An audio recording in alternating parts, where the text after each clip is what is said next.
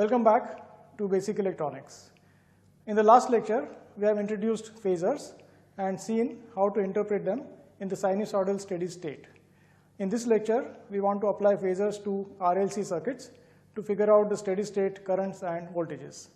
In addition, we will look at the maximum power transfer theorem for RLC circuits in the sinusoidal steady state. So let us start. Let us now look at how we can use phasors in circuit analysis. The time domain KCL and KVL equations, sigma ik equal to 0 and sigma vk equal to 0, can be written as phasor equations.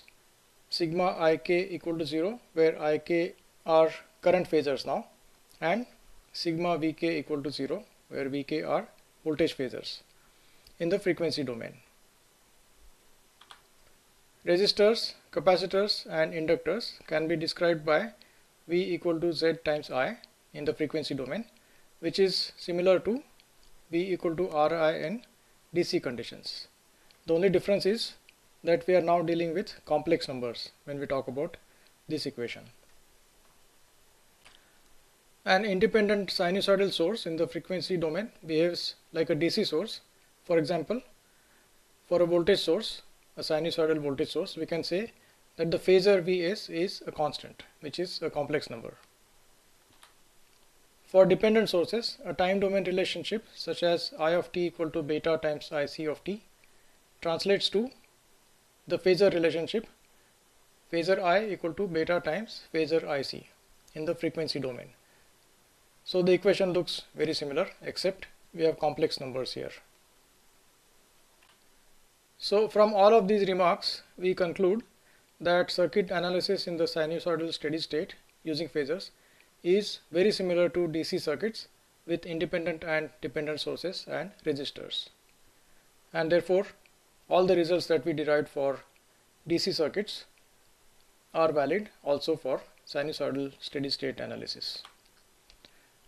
Therefore, series parallel formulas for resistors, nodal analysis, mesh analysis, Thevenin's and Norton's theorems can be directly applied to circuits in the sinusoidal steady state. The only difference, of course, is we are now dealing with complex numbers. Let us now consider an RL circuit in the sinusoidal steady state. We have R and L in series. The impedance of the resistor is R, as we have seen before, and the impedance of the inductor is j omega L. This is our sinusoidal source voltage, Vm angle 0, that is Vm cos omega t in the time domain. And we are interested in this current. When we use phasors, this becomes an extremely simple calculation, as we will see. Let us imagine that we have a DC circuit with a DC source here, Vs, a resistor R1 here and a resistor R2 here. What would the current be in that case? The DC current? It would be simply Vs divided by R1 plus R2. So we can use exactly the same equation, except instead of Vs we have a phasor source now, that is Vm angle 0, and instead of R1 and R2 we have R and j omega L, the impedances of the resistor and the inductor. Alright, so then we can write I as Vm angle 0, this source, divided by R plus j omega L, as simple as that. We can write this phasor current as Im angle minus theta, where Im is the magnitude of this expression, and that is simply Vm divided by the magnitude of the denominator, which is square root R squared plus omega squared L squared. The angle of the denominator is tan inverse of omega L by R, and the angle of the numerator is 0. So the net angle of I is 0 minus tan inverse of omega L by R. That is how we get this minus sign over here. So theta here is tan inverse of omega L by R. In the time domain, we have I of t equal to Im cos omega t minus theta. Im is given by this expression and theta is this one. Alright, now let us take some component values, say R equal to 1 ohm L equal to 1.6 millihenry and f equal to 50 hertz, then theta turns out to be 26.6 degrees. And here are the plots for the source voltage and the current. This is our source voltage. Vm is 1, so it is 1 times cos omega t. And this is our current, the dark one. And let us now try to understand this current plot in terms of this equation. Our Im value turns out to be about 0.9 ampere, and therefore we see that the current goes from minus 0.9 amperes to plus 0.9 amperes. Alright, and as we have said earlier, theta is 26.6 degrees. Now how do we relate this value to this plot? This is an angle and this is time over here. So what we can do is to convert this angle to time. We know that 360 degrees corresponds to 1 period, and that in this case is 20 milliseconds, because 1 over f is 20 milliseconds, and therefore we can use that fact to find the time that corresponds to this angle. That turns out to be 1.48 milliseconds. Okay, now let's get back to this equation, I of t equal to Im cos omega t minus theta, and ask the question, when does this I of t go through its peak? That is, when is omega t minus theta equal to 0? And the answer is, that happens when t is equal to theta divided by omega, and that turns out to be exactly 1.48 milliseconds. Alright, so what it means is that the current does not go through the peak here when the voltage goes through its peak, but a little later, that is at 1.48 or nearly 1.5 milliseconds, and that is why we say that it lags the source voltage. Notice how easy this entire calculation was. We did not write down any differential equation. We simply used this expression, which is like two resistors in series, and then we managed to get all the information that we required. So that is how phasors really help in analyzing circuits in the sinusoidal steady state. Alright, so here is the circuit file. You can simulate the circuit and maybe change some component values and look at the results. Let us now represent the KVL equation, that is Vs equal to VR plus VL, in a graphical form in the complex plane using a phasor diagram. And to do that, we require Vs, which is Vm angle 0, and VR VL. Let us look at VR first. What is VR? VR is I times the impedance of the resistor, which is R. So that is R times Im angle minus theta, because our I is Im angle minus theta. What about VL? VL is I times the impedance of the inductor, which is j omega L. Now this j is nothing but angle pi by 2, and I is Im angle minus theta. So therefore this quantity is omega Im times L angle minus theta plus pi by 2. So this is our phasor diagram. This vector is Vs, and Vs has angle 0, therefore it is along the x-axis, that is the real part of V. Alright, this is our VR, and VR has angle minus theta, that means theta in the clockwise direction, and this is our VL. What is the angle of VL? It is minus theta plus pi by 2, that means we go clockwise by theta and then we go anti-clockwise by pi by 2. That brings us to this angle. Alright, and now this equation Vs equal to VR plus VL is essentially a vector equation. If we add VL and VR, then we get Vs. Next, let us take an RC circuit, a series RC circuit, and this can be analyzed in exactly the same manner as the RL circuit which we just saw. What do we do in this case? We replace the resistor with its impedance, which is R, the capacitor with its impedance, which is 1 over j omega c, and then we can obtain this current as Vm angle 0 divided by R plus 1 over j omega c.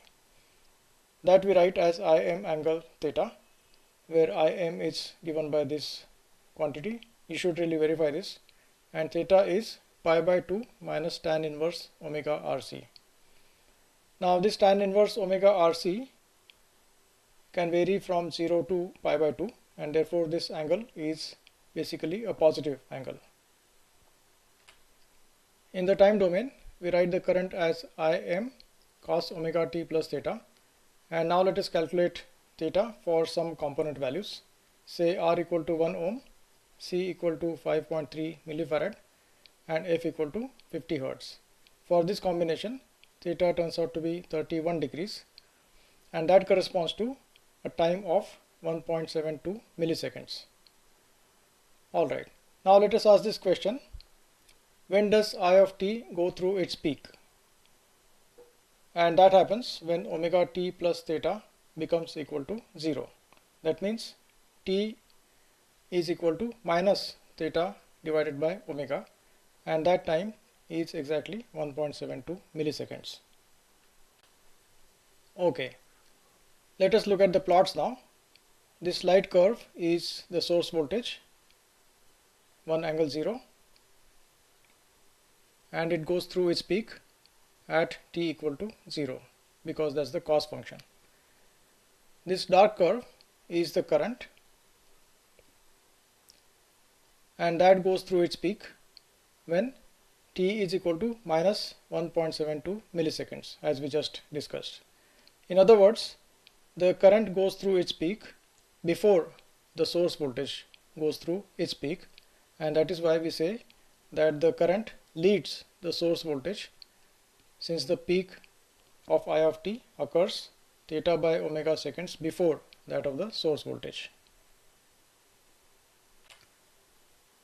Let us draw a phasor diagram to represent the KVL equation in this case, that is Vs equal to Vr plus Vc.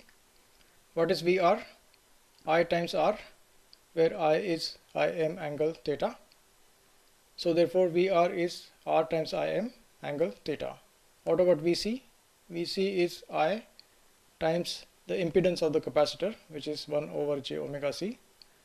Now 1 over j is the same as minus j, that is an angle of minus pi by 2, and therefore we get Vc equal to Im by omega c, that is the magnitude, and for the angle we get theta, which comes from I, and then we have this minus pi by 2 coming from this 1 over j. And as we mentioned earlier, our theta is a positive angle between 0 and pi by 2. Alright, with that information we can now draw the phasor diagram. This is our Vs, and that is along the x-axis because it has an angle of 0. What about Vr? Vr has got an angle theta which is positive and between 0 and pi by 2. So that is what Vr looks like. What about Vc? Vc has an angle of theta minus pi by 2. So we go anti-clockwise by theta and then we come clockwise by pi by 2. That brings us to this angle. So that is our Vc, and now we can see that the vector equation Vs equal to Vr plus Vc is satisfied. This is our Vs, so Vr plus Vc brings us to Vs. So this is the phasor diagram corresponding to this KVL equation in this case. Let us consider a little more complex circuit now, the one shown here. So we have a sinusoidal voltage source 10 angle 0, frequency 50 Hertz, and we want to find these currents Is, Ic and Il. Step number 1, we convert all the components to their impedances. So this 2 ohms of course remains 2 ohms, 10 ohms remains 10 ohms, 2 millifarads becomes Z3, where Z3 is 1 over j omega c. That turns out to be minus j 1.6 ohms. 15 millihenry becomes Z4, where Z4 is J omega L. Omega is 2 pi times 50, that is L. So that turns out to be J 4.7 ohms. And now next step is we can calculate the equivalent impedance of this combination, and this is exactly like series parallel resistor combination. We have Z2 and Z4 in series, that combination in parallel with Z3, and the whole thing in series with Z1. So that is what Z equivalent is: Z1 plus Z3 parallel Z2 plus Z4. You are definitely encouraged to go through all of these steps and arrive at this final result for Z equivalent. But also look up your calculator, and it is possible that you will be able to do this calculation in a smaller number of steps depending on what your calculator allows. Alright, now let us go ahead. So we have come up to this step. We have found Z equivalent. We already have Vs. So now we can calculate Is. So Is is Vs divided by Z equivalent. Vs is 10 angle 0, and Z equivalent from the last slide is this number here. So that turns out to be 3.58 angle 36.8 degrees ampere. Once we get Is, we can now get Ic by using the current division formula.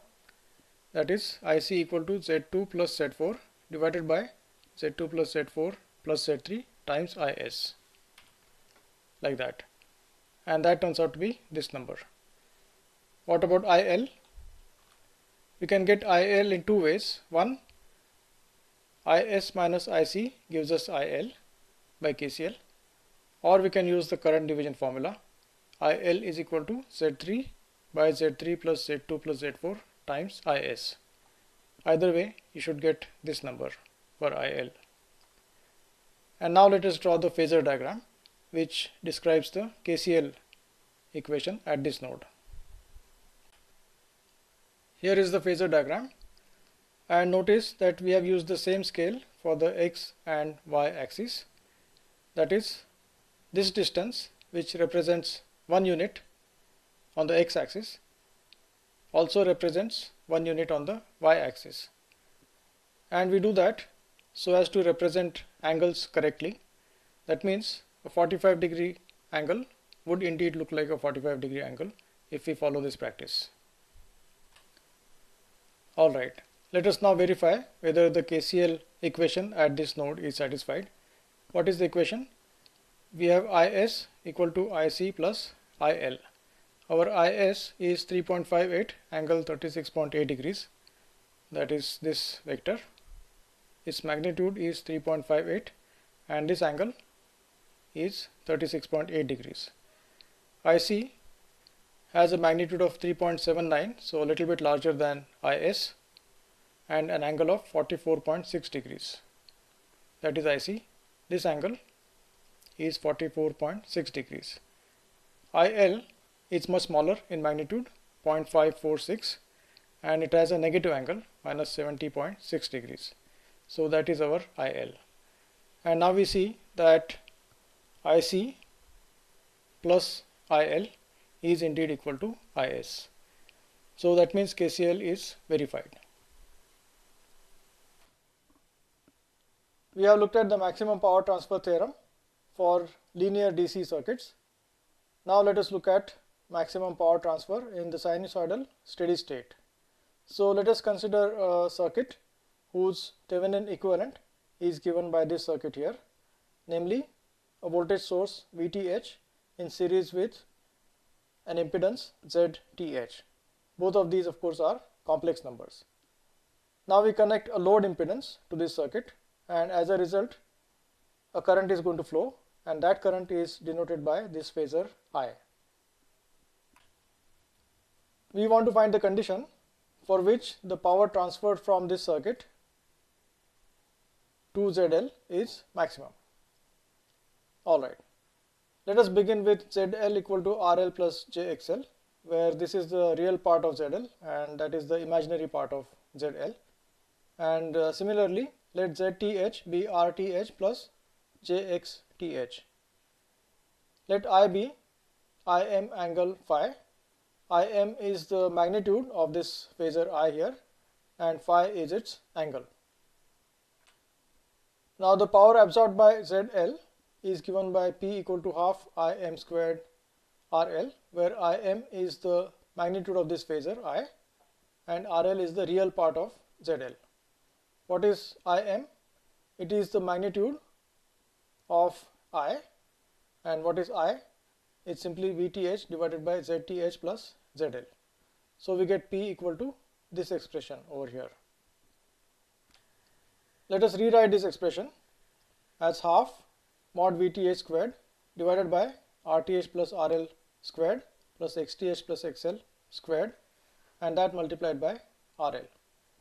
Now this VTH squared is independent of ZL, and as far as we are concerned, that is just a constant. So what we need to do now is to find conditions on ZL for which this whole expression is maximum. Now for P to be maximum, clearly this denominator must be minimum, and that will happen if XTH plus XL squared is 0. Because there is a square here, the smallest value that this term can take is 0, and therefore that gives us XL equal to minus XTH.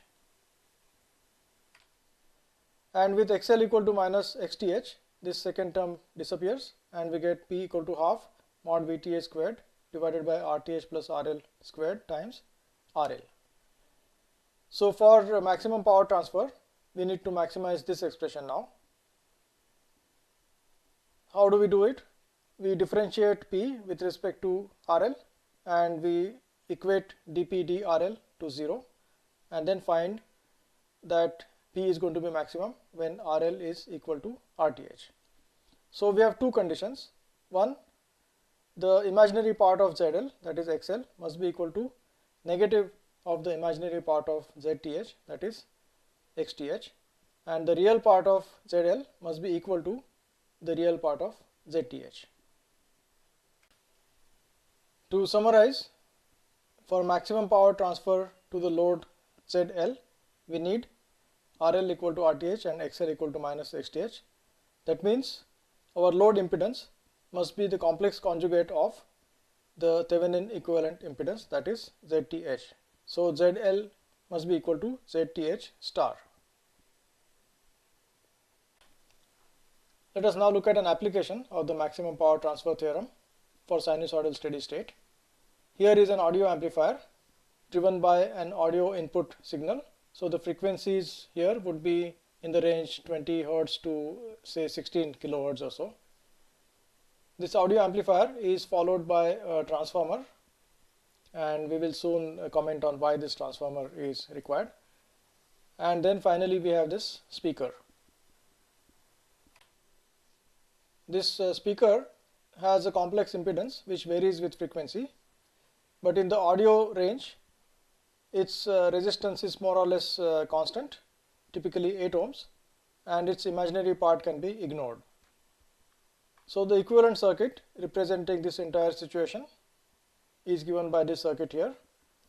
This source here represents the input signal amplified by the gain of the audio amplifier, and then this 1K resistance here is the output resistance of the audio amplifier, and then we have the transformer with a turns ratio N1 to N2, and finally the speaker, which is represented by this 8 ohms resistance here.